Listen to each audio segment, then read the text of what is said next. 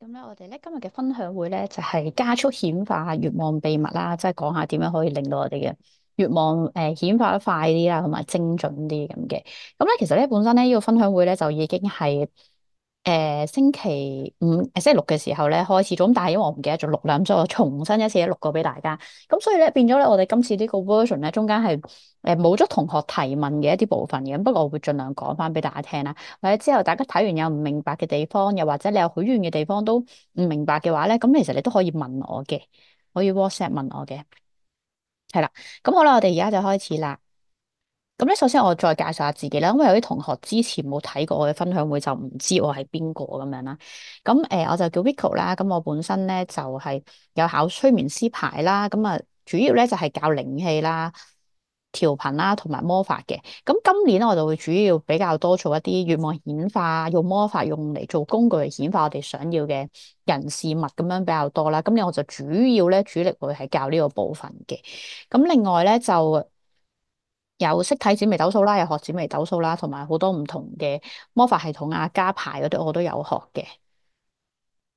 咁所以其實基本上你問我大部分嘅有關身心靈嘅嘢，我都有接觸過嘅，頌缽啊、薩滿啊、塔羅牌啊、占卜嗰啲我都識嘅。不過就唔係我主力中意做嘅嘢，咁所以我就主要就唔係將我嘅做嘅嘢就擺喺嗰度。咁啊，同大家分享下咧。係啦，咁我主要就巫術班啦，呢個就係我最中意教嘅巫術班咁樣。咁嚟緊5月都會開班嘅。咁嚟緊我哋4月25號咧，嗰個分享會就係講靈修啦。咁其實巫術係可以做到一個靈修嘅作用嘅，幫助大家。咁會可以揾到自己有緣嘅女神啦，然後就引領我哋咧喺我哋嘅靈魂路途上面咧繼續進行下去啦。咁因為呢個都係我嘅經驗，同我覺得有得着嘅地方，咁所以都想同大家 share 下。好啦，咁啊，今日咧我哋內容咧就會講顯化願望嘅概念啦，點解啲願望顯化唔到嘅？咁啊，點樣設定一啲有效嘅願望啦？有啲咩工具同技巧去利用咁樣啦？好啦，咁首先咧我就簡單講下咧顯化概念其實係一啲乜嘢咧？其實咧你想象下人咧就好似一嚿棉花咁樣啦，海綿咁樣。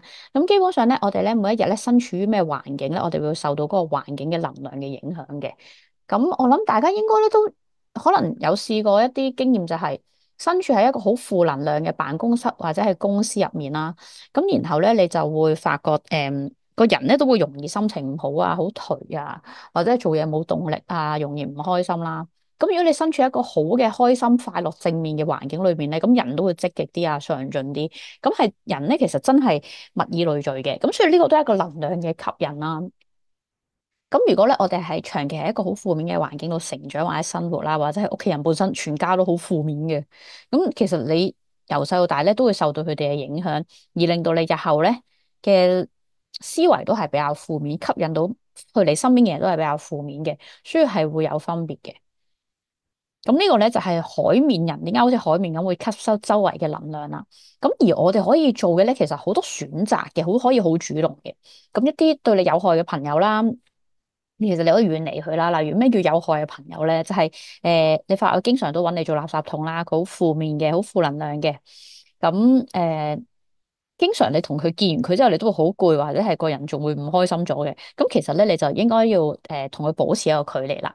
咁有啲朋友咧，其實你係應該接觸多啲嘅，例如係比較樂觀啦、開朗啦、正面啦呢啲朋友咧。咁你接觸多啲咧，其實都有幫助咧，將自己個能量咧有一個提升嘅。咁所以其實我哋同咩人一齊咧，其實都係一個調頻作用嚟嘅。我哋唔好成日諗住，我哋用好多工具會令到自己可能係提升頻率啦。咁可能我哋會追求用靈擺啦，或者係魔法啊、消符咒啊、靈氣啊嗰樣，希望提升自己個頻率。咁但係其實同時咧，你想做到事半功倍嘅話咧，其實你身邊嘅人咧，你都係要去檢視有咩人係需要多啲去接觸，有啲咩人係要開始要去遠離佢嘅。係啦，咁你就要自己做一個 scan 啦。咁因為咧，身邊嘅能量係會好影響我哋每一個人嘅，就好似譬如我哋去住屋，有啲人會相信風水啊，環境嘅風水點樣影響一個人啊。咁其實咧，我哋人咧，每一個人嘅個體都係做好似一個風水，一個移動嘅風水一樣，影響住每一個人嘅。咁所以你就要慎選你嘅工作環境啦，你嘅朋友啦，究竟你嘅屋企人係咪會負面不斷負面影響緊你啦？咁其實你都係要去檢視一下啦。咁當然啦，我就唔係叫大家要咁如果係咁，我咪要同有啲朋友絕交或者係逃避佢啊，或者屋企人好負面，我咪要唔理佢啊。咁就唔係咁嘅意思啦。意思即係如果你屋企人好負面嘅，咁你可能就睇佢有能力搬出嚟住啦。咁但係就唔代表你唔再關心佢哋啦。咁你都會關心佢哋，只不過大家個連結冇咁緊密。又或者你搵一份工係同佢哋見面嘅時間，令你可以相處少啲嘅同佢，咁都係一個辦法嚟嘅。咁另外仲有一個辦法咧，就係提升你自己啊，強化你自己。咁呢個就要靠你主動嘅改變，而令到你有能力去強大，再去影響翻別人，正面影響別人啦。咁你身邊嘅環境都會有唔同嘅。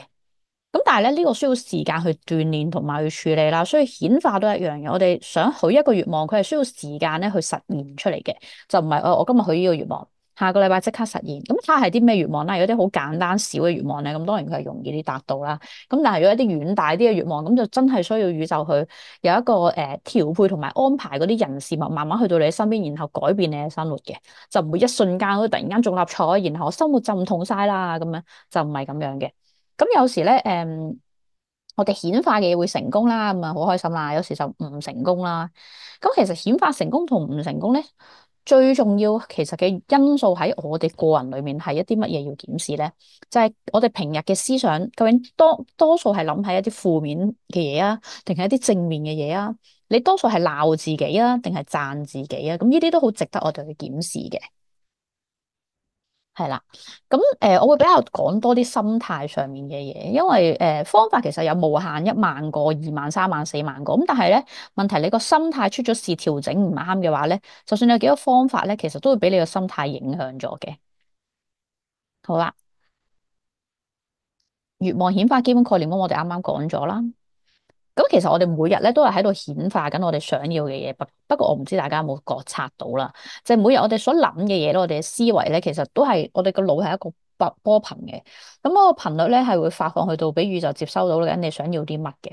咁我哋成日都會講，落訂單啊，同宇宙落訂單啊。咁其實我哋唔係淨係咧落緊一啲正面嘅嘢，我哋想要嘅嘢嘅訂單嘅。其實我哋每日都不斷落緊啲我哋唔想要嘅嘢嘅訂單，而我哋係冇意識進行緊呢樣嘢嘅。係啦，即係可能你每日都希望我好有錢，好有錢又好有錢，但係其實你諗每日好日我要有錢諗10次，但係咧你諗我好驚冇錢100次，咁你覺得你驚冇錢嘅能量大啲啊，定係你想要有錢嘅能量大啲咧？咁我諗大家都好了解啦。咁所以點解去覺察自己嘅思維啦，覺察自己諗法係咁重要咧？咁但係呢個就真係要靠我哋時間嘅修煉嘅，就唔係即刻做到。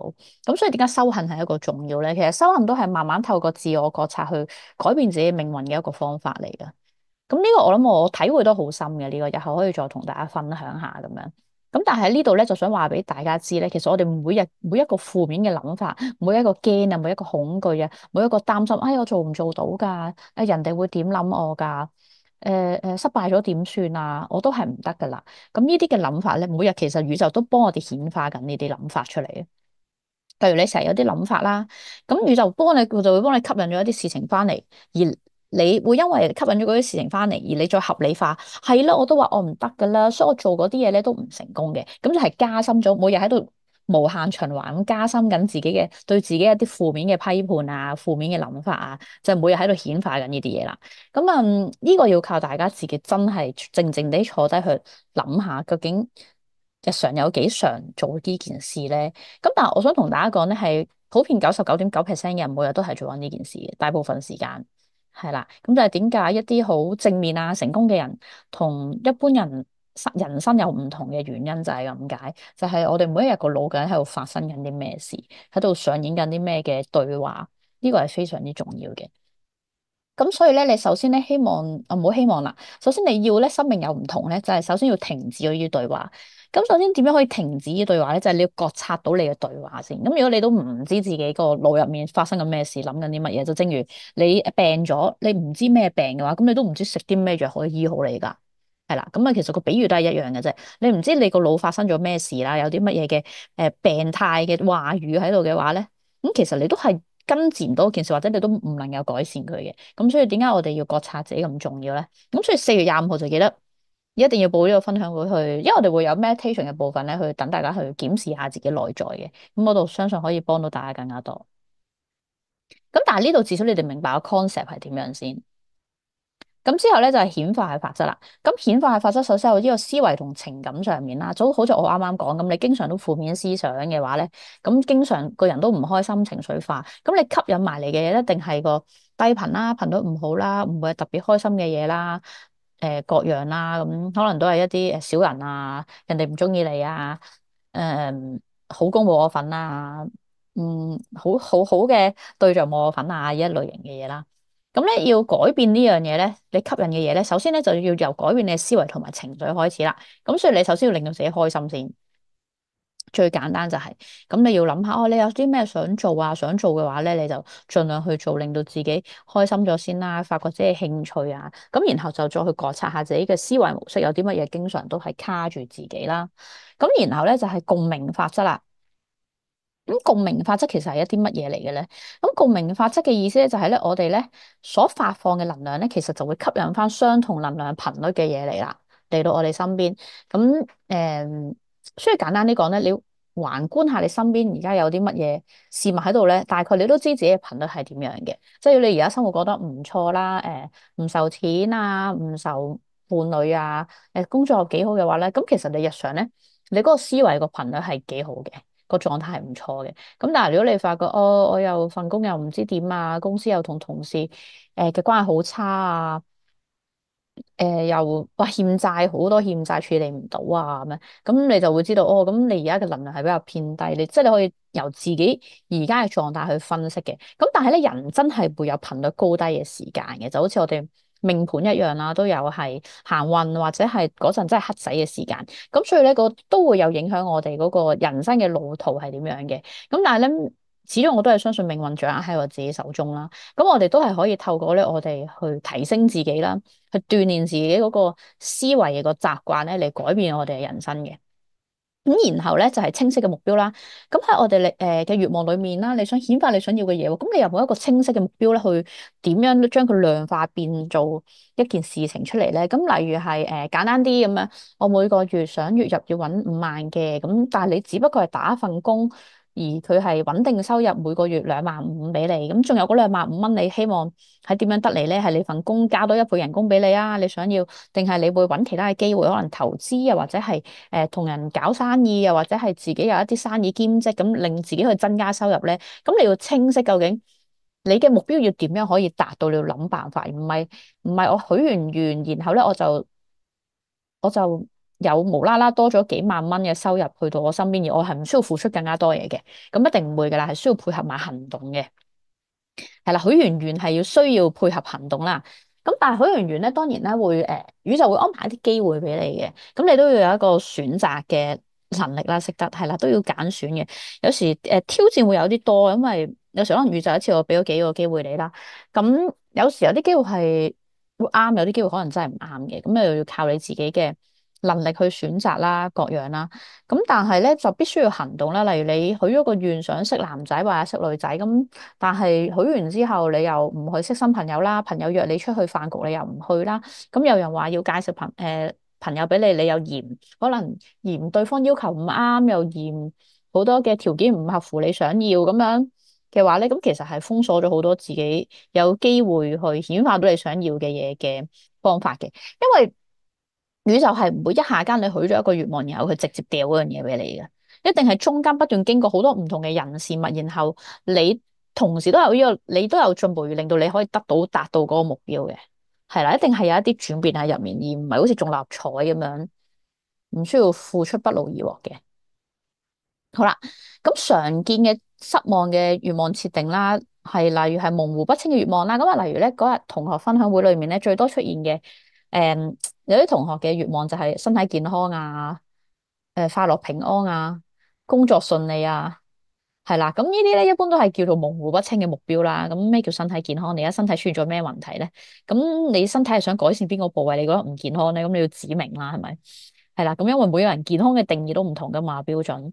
咁工作順利，咁工作而家係乜嘢唔順利咧？咁你要指出究竟係當中你係要解決咩問題啦，唔係咁旱咁樣啦。咁所以咧，呢啲就叫做模糊不清嘅目標啦。咁不切實際嘅期望咧，就係嗰個願望係根本你嘅能力咧係冇可能達到嗰件事情嘅做到。咁啊，例如一啲中立彩啊，咁都算係落咗頭獎咁樣啦，不切實際期望咁樣，又或者係嗰啲期望係你根本諗住不勞而獲就可以得到嘅，咁都係叫不切實際啦。咁然後缺乏具體嘅計劃就啱啱我講咗啦，就係你需要嗰樣嘢，但係你完全冇 plan 嘅，諗住許願完之後我就喺度等運到佢自然會發生㗎啦，咁樣宇宙幫我搞掂咁樣。咁就唔會咁着數嘅。咁然後就缺乏自我檢視，就係哦好啦，咁呢個目標我都係未達到喎，我有冇諗過啊？點解呢個目標未達到，呢個目標未達到嘅咧？或者呢個願望點解顯化唔到嘅咧？定係我會係諗，哎都冇用嘅呢啲嘢，都唔得噶啦咁樣。咁但係咧喺唔得之前，你有冇檢視過究竟點解會唔得先？咁有時你哋可能檢視嘅位咧，你哋係會 draw 咗落一個點解個願望係咪做錯咗咩步驟，所以佢實現唔到嘅咁樣。但係咧，你哋咧係會好少會去諗自己究竟有乜嘢障礙住自己，所以嗰樣嘢顯化唔到。其實你係要集中諗自己點解顯化唔到嗰樣嘢，唔係點解我許個願望點話咗顯化唔到嗰樣嘢嘅咁樣。係啦，咁係要檢視嘅。咁然後咧就係忽視咗情感嘅動機啦，即係究竟你許嗰個願望係咪真係你想要嘅嗰樣嘢，定係你見啊人哋有咁人哋有我又想試下有喎，咁我咪許個願望咯咁樣。係真係有好多啲人㗎，即係譬如人哋拍拖，佢又見到人哋拍拖，我自己又想試下拍拖，咁但係其實佢唔係真係好想拍拖喎。咁其實你唔係真係好想要嘅嘢咧，宇宙係唔會真係俾你嘅，除非你真係好渴求要嗰樣嘢啦。咁當人哋渴求嗰樣嘢，可以係因為你嘅人生使命推動到你，好想同人分享呢樣嘢喎，還是係你好驚孤獨，好驚一個人咁，所以我好想要嗰樣嘢喎。咁就已經係兩個唔同嘅目標出發點啦。咁但係咧。我哋一樣要同大家分享嘅咧，就係你想得到你嘅願望，想佢實現咧，一定係會有突破自己嘅時間嘅，同埋你都係會有一個會有挫敗嘅機會都唔出奇，即係覺得啊又唔得啦咁樣，就唔好諗住許一次願望我就可以成功得到一樣嘢咁樣，或者顯化到，因為中間真係要，如果你個能力真係未達到嘅話咧。你真係宇宙真係會俾一啲挑戰你去提升嗰樣嘢啊，或者係你內在有啲傷口咧，令到你未得到、未能夠接觸到嗰樣嘢嘅話，或者未顯化到個願望咧，佢都會安排呢一啲事情嚟令你去解決咗、療愈咗嗰一個部分，然後等你可以實質去到嗰個願望點嘅。所以中間其實係好多點要你去解決或者係進步，然後先去到嗰個目的地嘅。咁所以咧，有時大家要諗下，咪去到目的地咧，真係要付出努力嘅，就唔係講就得㗎啦。好啦，咁然後咧就講下點樣設定一啲有效嘅願望啦。咁啊，俾啲例子大家啦。咁啊，例如我想減肥，咁啊，大家就要轉做啦。我要3個月內減少10磅咁樣，係啦，有一個數字你要幾耐，然後減幾多個磅數，係啦。因為你太含糊嘅話，其實自己許完個願望都唔知自己做緊啲咩，完全冇計劃可言嘅話咧，咁嗰啲嘢好難實行同埋實現到嘅。咁好啦，我要健康啦，我想健康喎。咁咧就例如係我每星期咧會做3日嘅帶氧運動啦。咁其中一啲例子啦，咁大家可以再 brainstorm 下有啲乜嘢例子可以幫到自己。咁之後咧就係咧，我咧想轉份新嘅工咁樣。咁有時咧有啲人轉工咧問佢想做乜嘢咧，佢會話咩都冇所謂啦，或者係有份工就得㗎啦咁樣嗰啲。咁呢啲咁虛無縹緲嗰啲咧，就真係要大家去揾個時間坐低乖乖地咁諗下啊，究竟自己真正想做嘅工係啲乜嘢啊？究竟有乜嘢工作會令你真係有熱情去做，真係想試？咁其實真係要諗嘅呢樣嘢係啊，真係要思考同問自己嘅。咁啊，人工想增加幾多啦？咁樣咁之後就我想揾多啲錢喎，願望係咁，你揾多啲錢嘅意思係揾多幾多錢咧？咁揾到1蚊又係多啲錢，1000蚊又係多啲錢，10000蚊又係多啲錢，咁你就要好清晰究竟嗰個數字啦。咁或者係我想要一啲新嘅賺錢機會咁樣，咁你都可以係去呢啲咁嘅願望，要清晰啲你想要一啲乜嘢嘅。咁復合啦，到復合啊，好多人嘅願望嚟嘅。咁咧就係咧，你要寫清楚，其實你復合唔係話我一許願復合就可以復合到，因為其實你要歸根究底翻翻去，你分手嘅原因係啲乜嘢先？如果咧你咧冇解決到你分手嘅原因咧，就算復合咗咧，其實好快都係會分手嘅。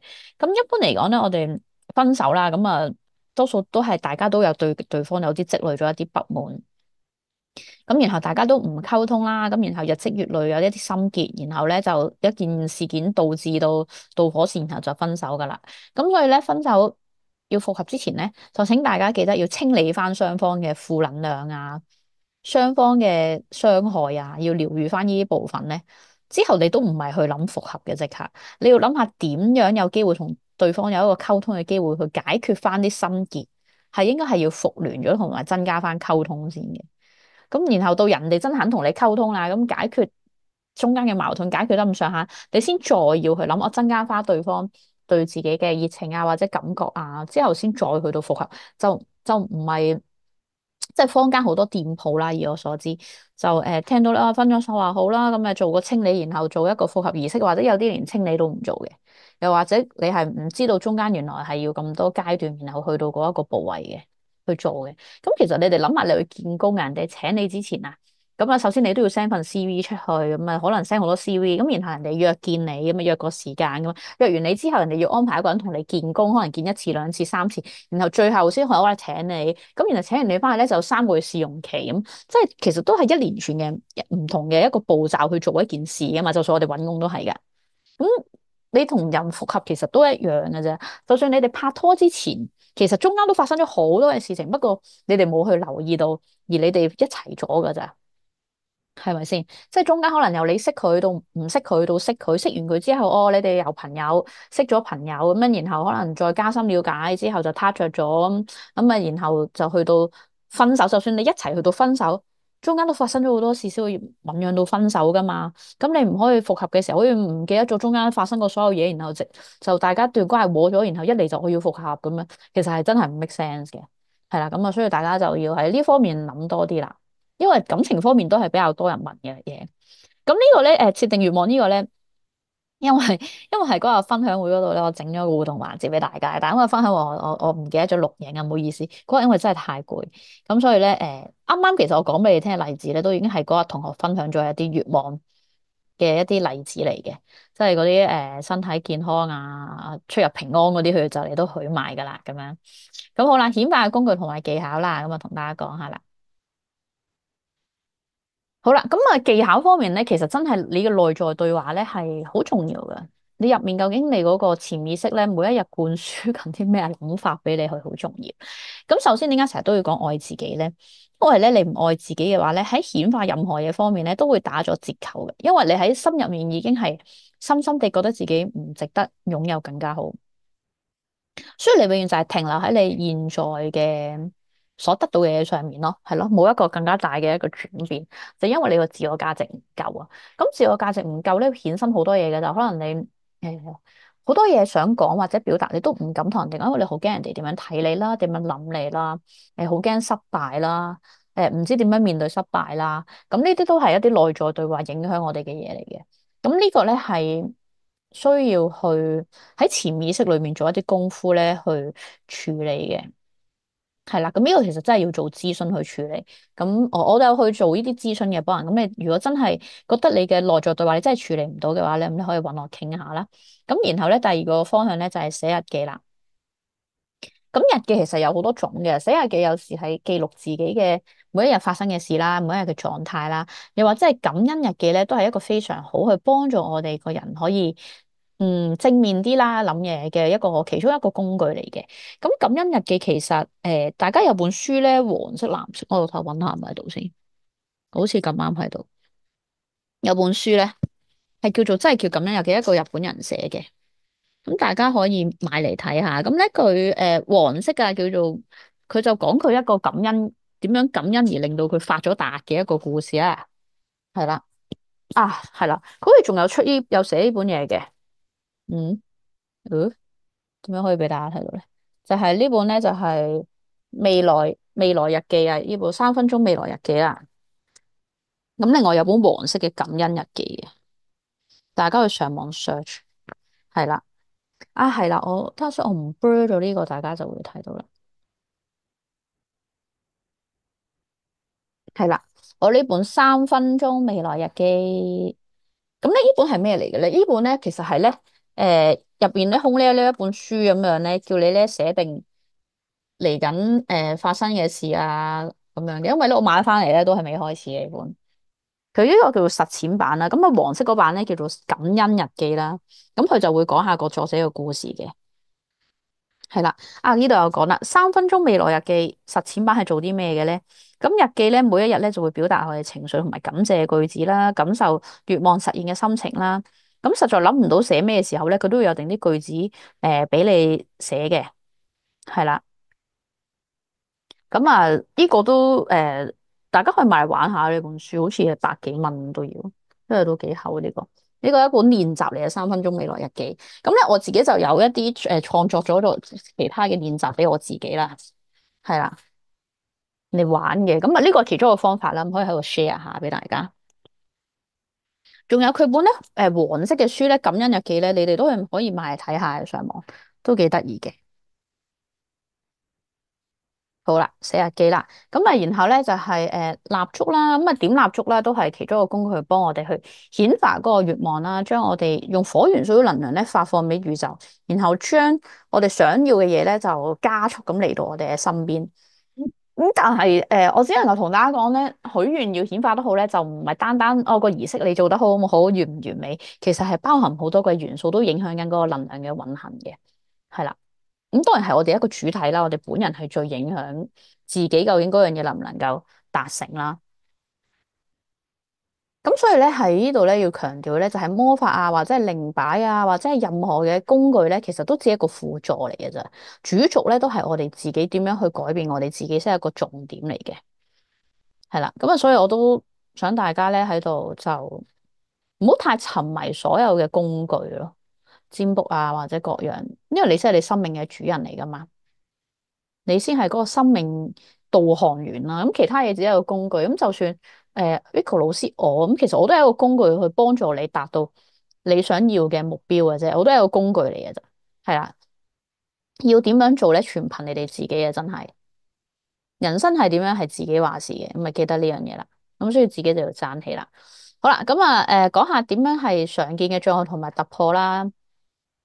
咁啊，常見嘅障礙咧係自我懷疑啦、恐懼啦，我都啱啱都同大家講過啦，就係我哋唔愛自己嘅聲音啦，自我價值低啦，配得感低啦，呢啲咧都係一啲影響住我哋嘅好多嘅一啲顯化唔到我哋想要嘅嘢嘅原因嚟嘅。其實呢個係真係一個源頭要去處理嘅。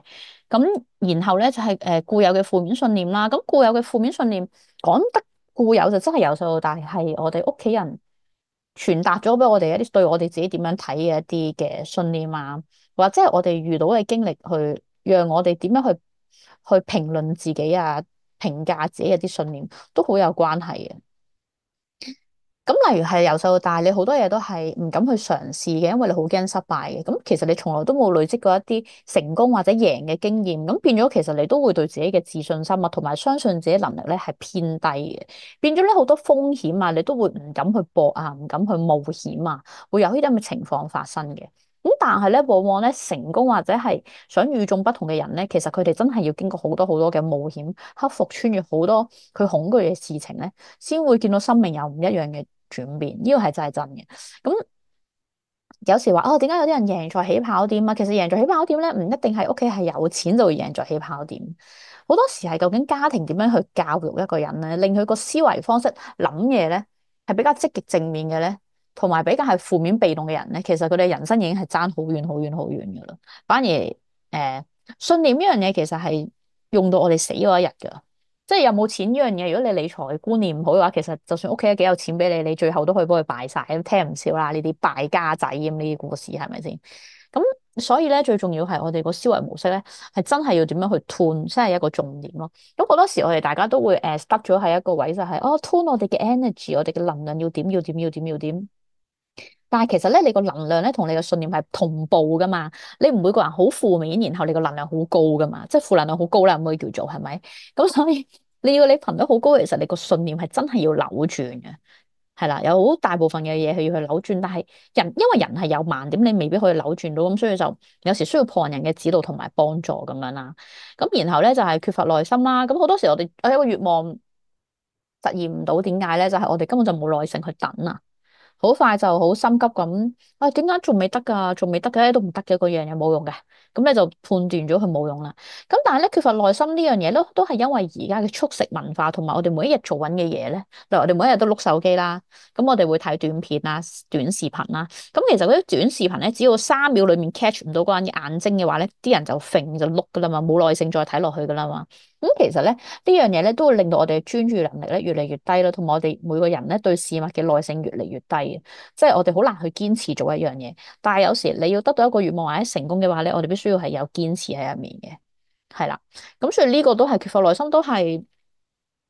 我唔知究竟呢個係媒體嘅陰謀，或者係世界深層政府嘅陰謀，而可能荼毒令人類更加活喺自己嘅舒適圈入面啦。可能係咁，我都呢個即係去到咁大嘅範疇，我都唔知道呢個世界嘅玩法係點樣。咁但係想大家可以用另一個角度去知道，其實依家嘅科技點樣影響住我哋每一個人嘅人生咯。因為好快 AI 嘅嘢就會越嚟越多啦，咁我相信好多工作都會俾人哋取替。咁係啦，咁我相信人類係有好多嘅技能係需要耐性同埋鍛煉去堅持咧，先可以去突破都有啲嘢嘅。咁但係如果大家好多人連堅持啊或者耐性都冇嘅話咧，咁可能日後就更加容易被 AI 取代咯。咁所以講咁耐咧，都係能量同埋頻率，其實係要對應到咧，我哋先可以去顯化個願望嘅發生嘅。咁總結一下啦，簡單總結一下咧，就我哋首先要了解我哋自己啦，即係所謂嘅覺察到自己有啲咩信念障礙住自己啦。咁然後咧就係思維重建嘅意思咧，就係咧重組我哋嘅思維啦。譬如你好多嘅負面諗法嘅對自己，咁我哋就會透過一啲潛意識嘅拆解啊，一啲嘅訓練啊，一啲練習咧，就重建自己嘅思維，改過自己嘅思維模式嘅意思啦。咁最後咧。就係去行動啦，去創造一啲正面啊、有愛啊、開心啊、有結果啊、成功嘅行動出嚟，然後咧就讓我哋再重新慢慢建立翻對自己嘅自我價值啊、愛啊，咁同時都係會幫助我哋去實現到我哋嘅願景同埋我哋願望所做嘅嘢嘅，我哋夢想所做嘅嘢啦，咁咧，所以咧總結就係咁樣啦，一步步做嘅行徑就係可以咁做。咁其實我係有個一對一諮詢嘅服務咧，可以俾呢個分享會朋友。咁如果你係有啲願望係想實現啊，而你係未做到，而你又想處理自己嘅情緒啦，或者潛意識嘅障礙想拆解咧，咁你可以揾我做諮詢嘅。